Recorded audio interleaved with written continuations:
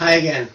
During this time of pandemic, strange time, isn't it? It's a time when we've seen the worst of people in some instances, sadly, but it's been a time when overwhelmingly we've seen the best of people.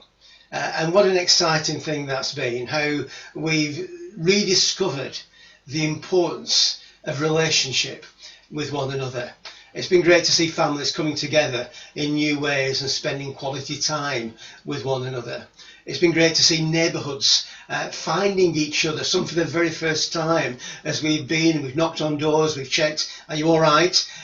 We've been out on the streets together on Thursday nights, and we've clapped and cheered and acted ridiculously in some instances, but it's been great as we've just bonded together in this time of crisis.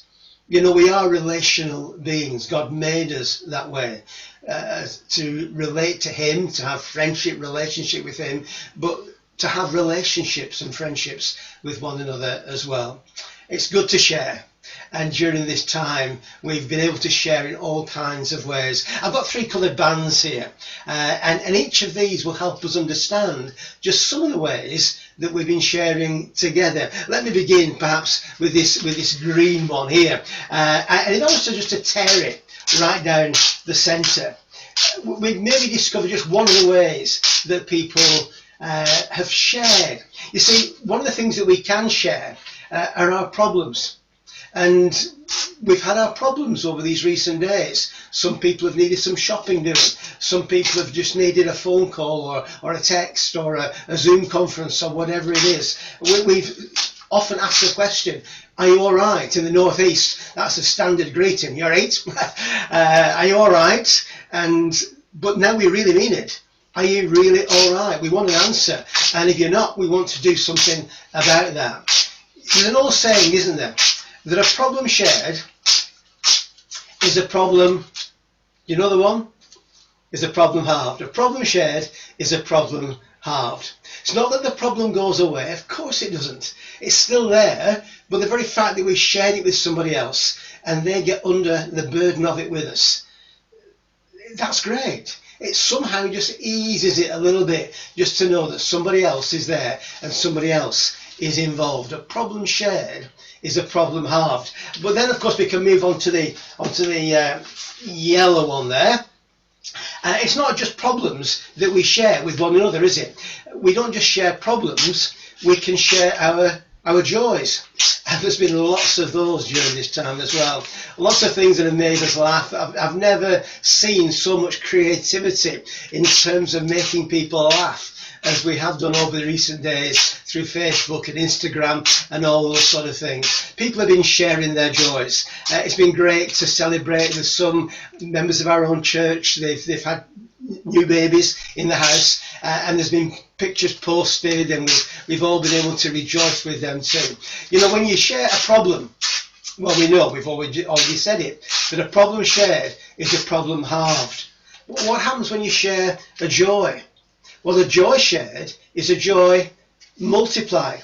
It just gets bigger and bigger. I share something exciting with you, you share it with somebody else, they get excited, and so it goes on. And nowadays, with modern technology, before you know where you are, thousands of people are enjoying your moments. It's fantastic. A problem shared is a problem halved. A joy shared is a joy multiplied. And then, of course, we've got the red one. And I don't want this red one just to represent the word love. And it's been great over this time that people have shared love with one another. I've seen so many wonderful acts of kindness. People have gone out of their way to help other people. We've seen people doing remarkable things, walking up and down their gardens with Zimmer frames in order to raise money for the NHS. We've seen people doing other people's shopping. We've seen folks just reaching out tenderly to different ones to encourage and to help them through this difficult and trying time. You share a problem and it's a problem halved.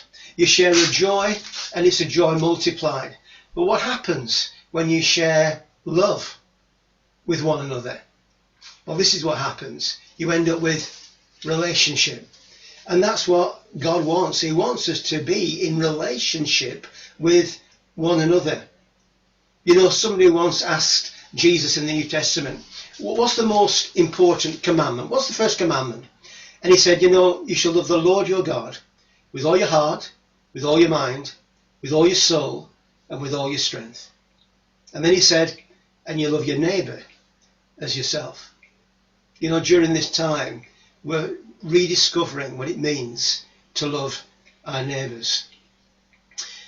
And to do that effectively, I honestly believe that we need to discover God's love, because God is love, perfect love.